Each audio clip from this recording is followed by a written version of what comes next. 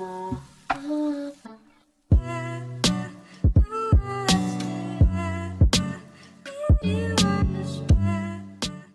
what up, YouTube?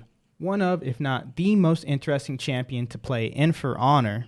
Even in the early days of the game, he always brought something just a little bit different to fights that always caught my eye. Though he has always struggled to fit into the meta, he has always been a powerhouse pick for players who really just want to decimate their opponents as quickly and as flashy as humanly possible. Today, we're talking about Highlander, and more specifically, we're talking about my wish list for Highlander in the upcoming testing grounds. Before I get started, I just want to say that this is a list of my opinions, and I don't expect any of these changes to come to pass. Even if you agree or disagree with what I have to say, remember to be respectful, not only to each other, but to the devs who are trying their hardest to balance this game. Don't give them hate if you don't agree with what they eventually do change. Alright, so I know there might be a few people who just want to know the changes and not my thoughts on them, so I'll drop a quick little snapshot of what I want changed so that you can pause and read through them. Don't worry, I'm exactly the same way. Alright, for everyone else, let's hop into it.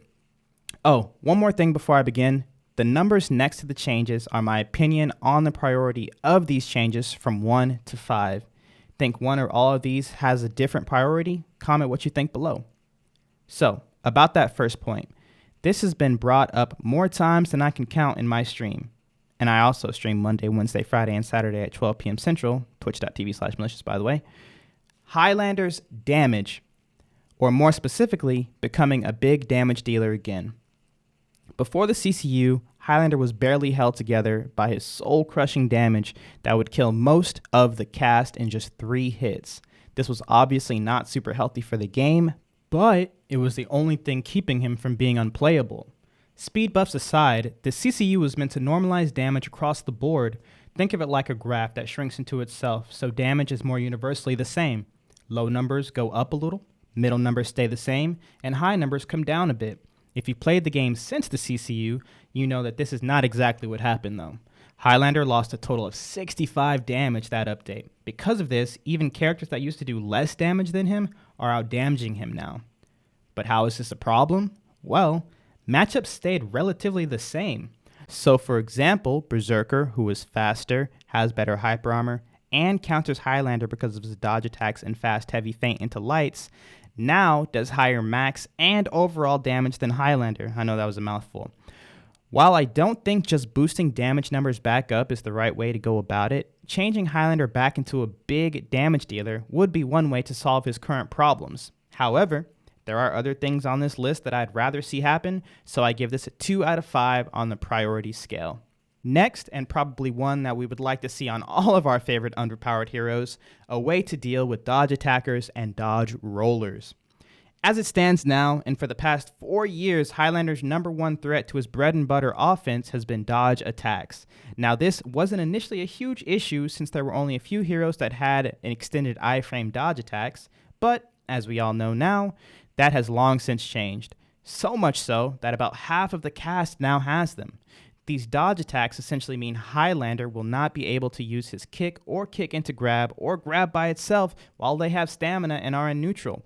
And if you play Highlander, you see why that's a problem. Now, I don't want some freebie dodge catcher added to his kit, right? I do and always will want Highlander to be a high skill, read heavy character.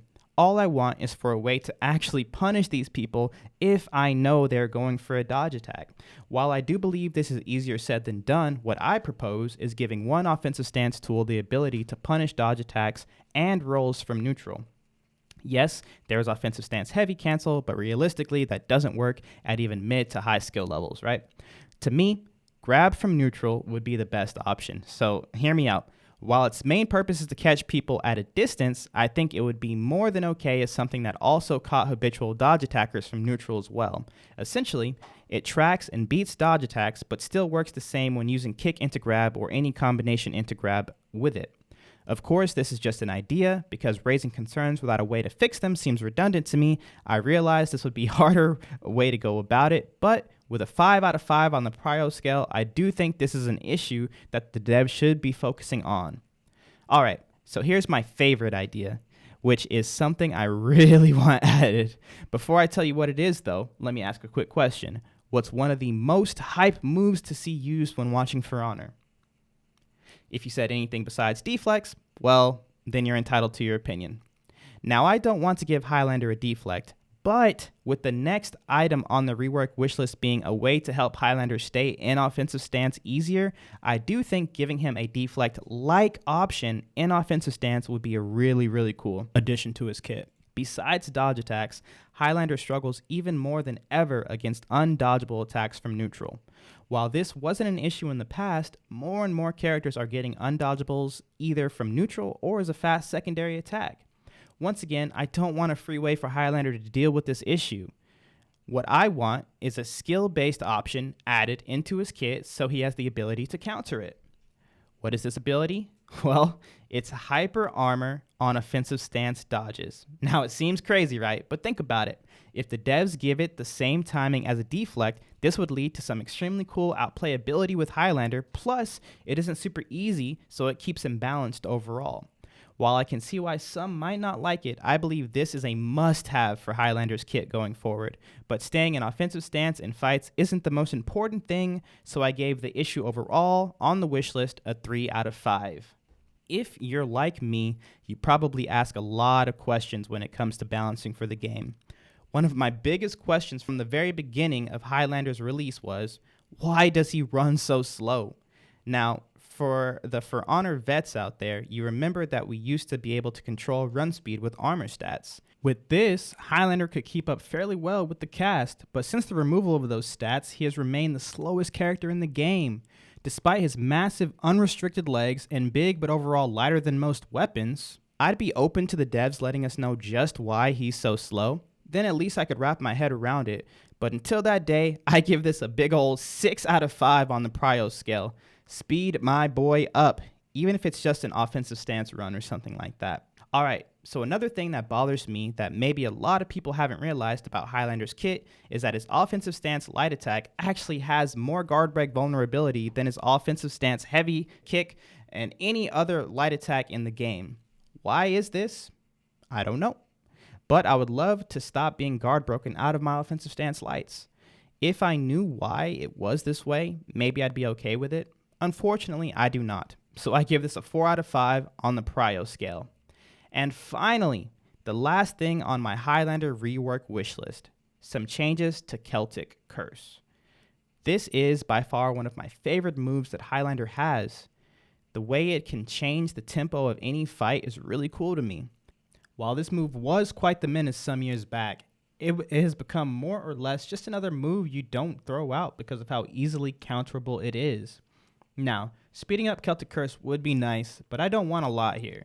I believe this move needs undodgeable side properties and better forward tracking for top properties. One to smack iframe abusers, so dodges, Woolin, stuff like that, and one to smack dodge roll abusers. This is kind of a biggie for me personally, since nothing is as soul-crushing as making the right read direction-wise with a Celtic Curse on your opponent's dodge and them still iframing through your gigantic claymore. Because of this, I give these changes a 5 out of 5 on the prio scale. Most of these changes I talked about today come from my personal experience playing Highlander. I do believe that the tempo of fights would benefit from having these extra tools added to his kit, overall making for a more interesting watching and playing experience. What do you think about Highlander's current state? And what do you think the dev should add or remove from his kit when he does finally hit the testing grounds? Let me know in the comment section below. And with that, guys, the video has come to an end. I really hope you enjoyed this one. I went a little bit different this time. Obviously, I'm not the best at voiceovers. It's probably awkward seeing me playing a game but not talking. I didn't have any gameplay without my face, so I hope that wasn't too weird for you guys. Thanks for watching. Hope you enjoyed the video, and I'll see you guys in the next one. Peace.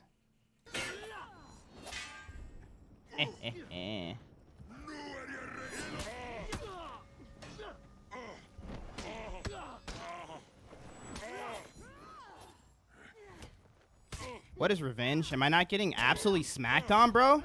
I'm so confused. How did I not get revenge there?